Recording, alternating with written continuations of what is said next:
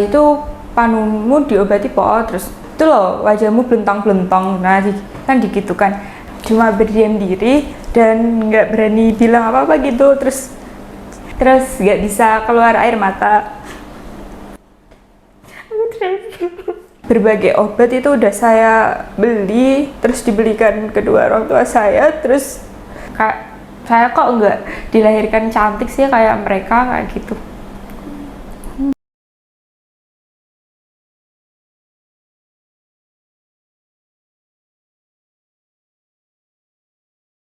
Nama saya Desi Wulandari, usia saya 22 tahun. Aktivitas saya akhir-akhir ini sebagai mahasiswa dan bekerja.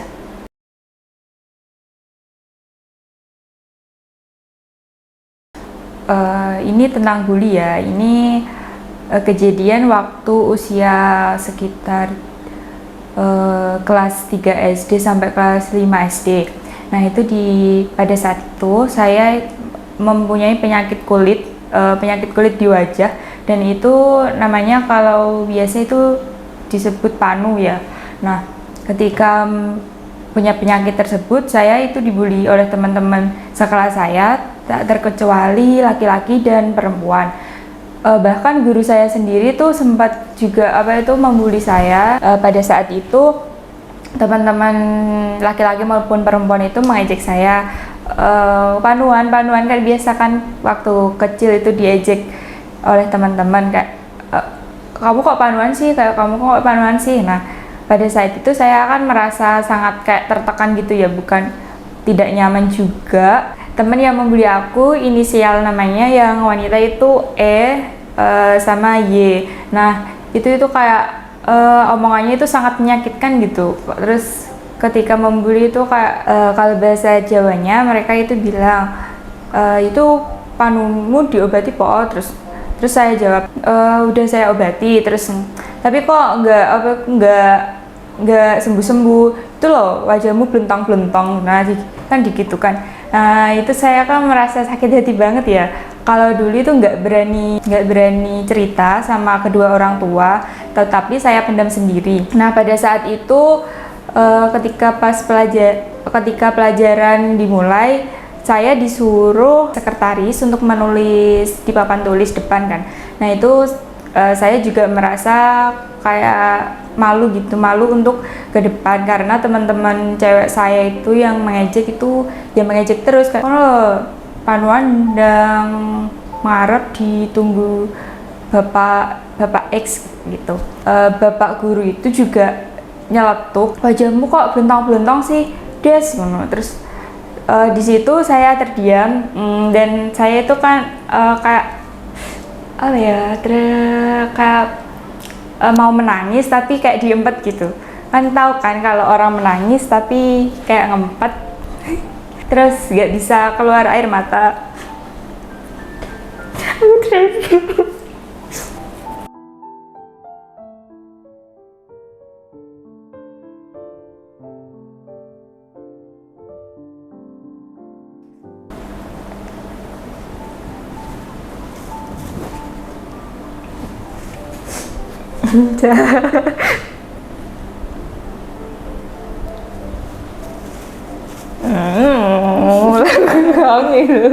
Nggak puil aku. Masih ada question, kakak mengejek seperti itu, terus apa yang kamu lakukan selain nahan air mata? Saya nggak melakukan apa-apa ya, cuma berdiam diri dan nggak berani bilang apa-apa gitu. Terus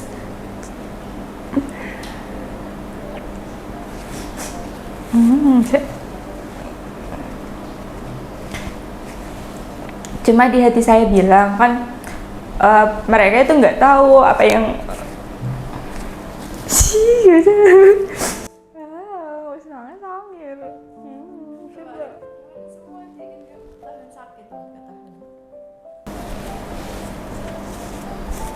Sampai nangis tuh nggak apa.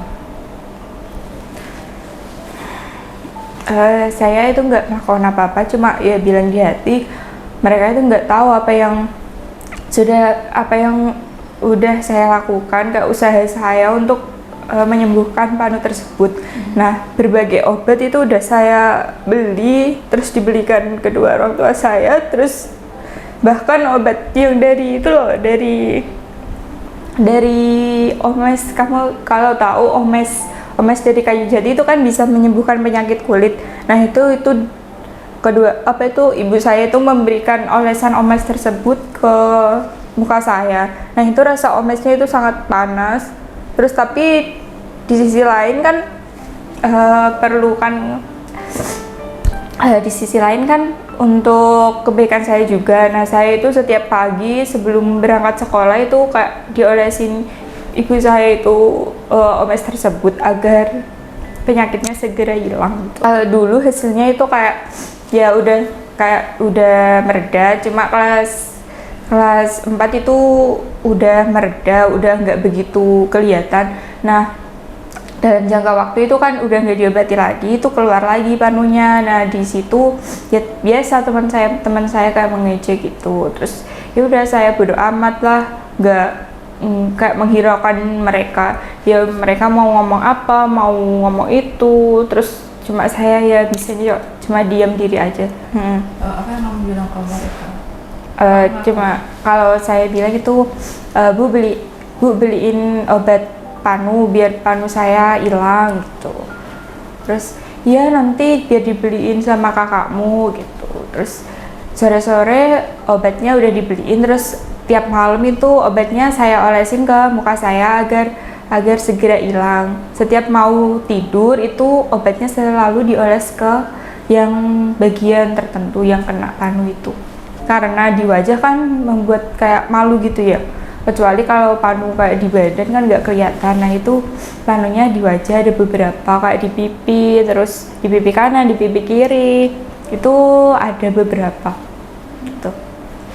Terus untuk teman-teman kamu yang ngebully sendiri? Yang ngebully itu ya lumayan beberapa orang ya, yang cewek itu kisaran ada mungkin 5 orang, tapi yang paling parah kata-katanya itu 1-2 orang. Itu kayak kata-kata yang paling menyakitkan di hati itu ya yang inisial E sama Y itu. Nah, sampai sekarang ya aku memendam, kayak masih kecewa banget gitu sama dia. Apa yang bikin kamu kecewa banget? Kan yang lain juga menghina. Apa yang dari mereka kok bikin kamu kecewa? Karena kata-katanya sih, kayak katanya kan apa ya, nggak bisa diungkapkan karena kak menyakitkan sekali buat saya. Nah, ya itu, jadi sampai sekarang saya kalau melihat mereka itu masih ada rasa kayak jengkel yang sama kayak pas waktu kecil. Sampai dewasa juga saya masih memendamnya. Pernah ketemu mereka si dewasa ini? Kalau selama ini nggak pernah sih, jarang. Cuma lihat di sosmed aja. Mereka itu kayak pada ngefollow, cuma saya nggak terima. Nggak terima. Terus apa ya, efeknya untuk ke kondisi emosional kamu? Terus waktu itu dari tindakan sekolah atau gimana? Apakah nggak ada kayak anak-anak ini didisiplinkan atau gimana? Kalau sekolah dulu nggak ada, karena dari gurunya aja, dari beberapa guru aja yang lain juga ikut membuli gitu. Ya nggak ikut membuli sih, cuma ikut memberikan kata-kata yang membuat sakit hati. Kayak, kamu kok panuan sih kan, terus coba diobati gitu. Ya kan kata-kata itu kan kata-kata yang menurut saya kayak mengejek. Itu dikatakan di depan anak-anak sekelas. Jadi saya merasa kayak malu. Kalau dulu kan nggak ada kata insecure, nah saya itu kayak merasa malu, nggak berani sama teman-teman. Bahkan dari guru pun atau teman-teman yang membuli saya, nggak ada satu orang yang kayak membela saya di kelas, walaupun teman sebangku saya itu nggak ikut membela. Nah, dari situ ya saya kayak tetap merasa nggak pede di dalam kelas, apalagi kan dari guru pun itu nggak ada pembelaan sama sekali yang bisa mengkondisikan kelas tersebut. Nah, yang bikin lebih sakit hati itu mereka memperlakukan di depan banyak orang. termasuk guru-guru saya yang kayak bilang kok nggak diobati sih, itu di depan teman-teman sekelas saya. Nah itu yang membuat saya sakit hati sekali karena nggak ada pembelaan sama sekali dari satu orang pun di dalam kelas tersebut. Iya sih, dulu itu masih kecil-kecil ya, belum pada paham. Setidaknya itu ada teman sebangku atau ada sahabat yang membela saya gitu, tapi nggak ada sama sekali yang membela saya. Jadi saya itu nggak pernah merasa sendiri, sekalipun sendiri itu ya saya selalu jajan kayak biasa gitu aja, biasa. Cuma ya memang memendam di hati, nggak pernah kayak memperlihatkan kesedihan saya ke orang lain gitu. Teman-teman saya ya taunya paling baik-baik aja, kayak bercandaan biasa, padahal itu ya sangat nggak biasa sih. Jadi teman-teman itu ya ngiranya saya itu baik-baik aja, padahal yang mereka kira itu menurut saya itu tidak baik-baik aja. Cuma ya di depan umum saya itu tidak pernah memperlihatkan kalau saya itu sedih, padahal itu ya saya itu ingin ada teman yang menanyakan keadaan kamu, apa kamu baik-baik aja gitu. Nah itu yang aku harapkan tidak ada sama sekali, dan itu bikin aku sangat sedih. Sekalipun dibully di sekolah kan saya tidak merasa aman, tetapi ketika saya pulang sekolah terus di rumah itu saya merasa aman karena orang tua saya, dari keluarga saya pun tidak ada yang kayak membuli saya atau mengejek saya karena panuan. Nah mereka itu bukan tipikal keluarga yang suka membuli anaknya sendiri, jadi mereka tetap mensupport agar anaknya segera sembuh dari penyakit kulit tersebut, yaitu penyakit panu. Efek dari bully pas di SD itu membuat saya tidak pede. Nah, ketidakpedean saya itu membuat saya berpikir apa yang bisa saya lakukan agar wajah saya itu bersih, berusaha agar diterima di pertemanan pas SMP. Nah, dari situ, dari SMP itu pun teman-teman saya itu mulai kayak banyak gitu daripada teman di SD. Dan dari pengalaman SD itu membuat saya trauma, saya itu berusaha agar bisa diterima di pertemanan pas SMP gitu. Jadi dari hal tersebut saya pas SMP itu berusaha sangat merawat wajah, dari kayak sabun cuci muka, terus ketika mau berangkat sekolah itu kayak bedakan. Nah dari situ saya itu berusaha agar tidak keluar timbul panu lagi di wajah saya. Sebenarnya bukan penyakit panunya yang membuat aku takut, tetapi hinaan dari teman-teman, kata-katanya itu yang membuat aku takut, terutama sangat menyakiti hati. Kalau menurut saya perubahan yang saya alami itu sangat banyak, terutama kan ketika SMP memiliki ketika kelas S1 SMP itu memiliki kakak tingkat yang lebih tinggi, kayak kelas 2, kelas 3.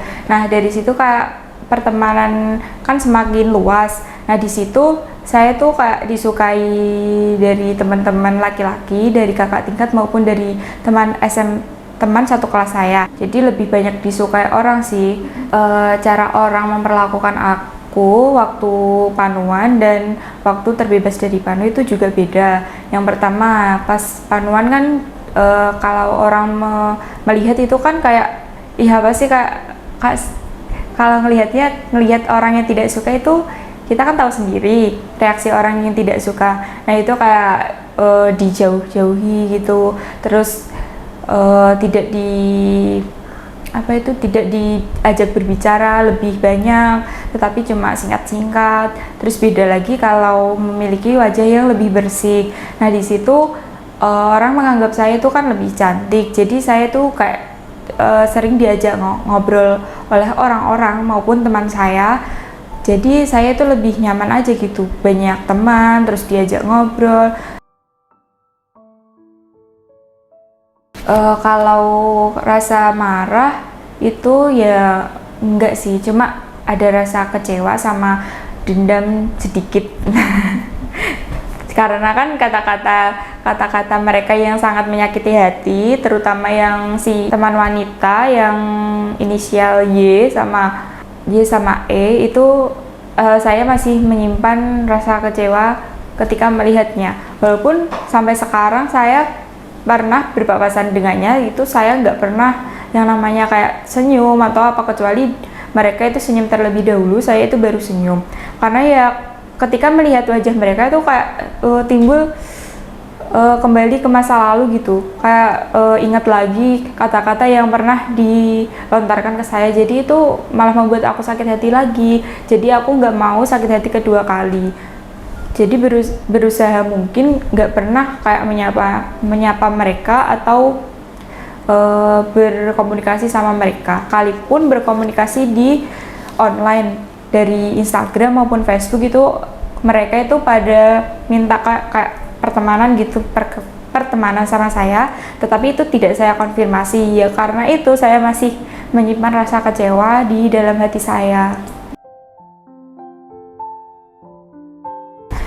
Buat kamu yang pernah membuli saya, itu seharusnya ketika kamu melontarkan kata-kata yang tidak mengenakan itu dicerna terlebih dahulu.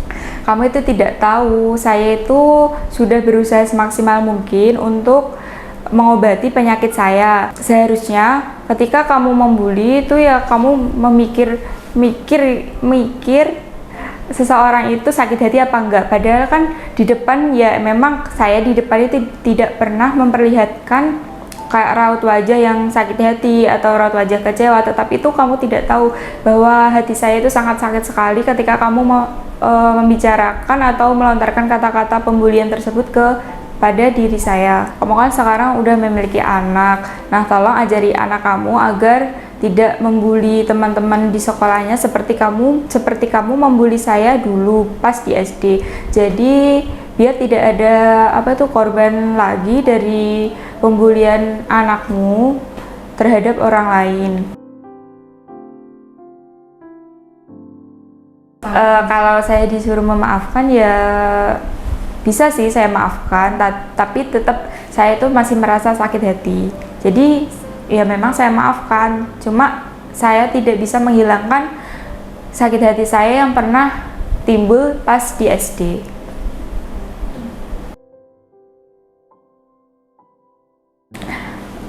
Pesan dari saya, kamu yang dibully oleh teman sekelas kamu, yaitu berusaha tegar dan jadikan pembulian tersebut sebagai motivasi untuk kamu agar lebih baik lagi. Jadi perlihatkan kepada mereka suatu saat nanti kalau kamu itu kayak layak ada di dunia ini, menjadi lebih baik dari versi dirimu sendiri. Yang sering saya katakan ya kan nggak mengatakan secara langsung sih, cuma kayak di dalam hati kayak, oh kenapa sih gak ada yang hilang, kenapa sih gak bersih-bersih. Terus aku tuh nggak pengen bersih dan cantik ke teman-temanku, teman-teman seangkatan pas waktu SD itu. Jadi kan walaupun saya masih SD itu, saya tuh tetap mikir gitu pikir bagaimana cara membersihkan agar gak dilihat seperti teman-teman yang lain gitu.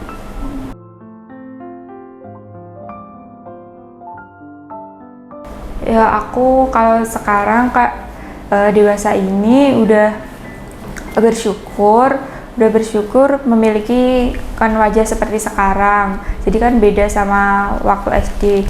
Kalau aku melihat foto waktu SD pas foto ijazah itu pun itu masih ada kelihatan kayak panu di wajahku. Jadi itu saya itu nggak mau melihat foto yang waktu kecil itu. Soalnya kalau melihat foto pas SD lagi itu kok saya kepikiran terus nggak bisa untuk melupakan kepedihan yang saya alami. Perasaanku setelah bercerita, saya lebih merasa lega daripada sebelum bercerita pada saat ini.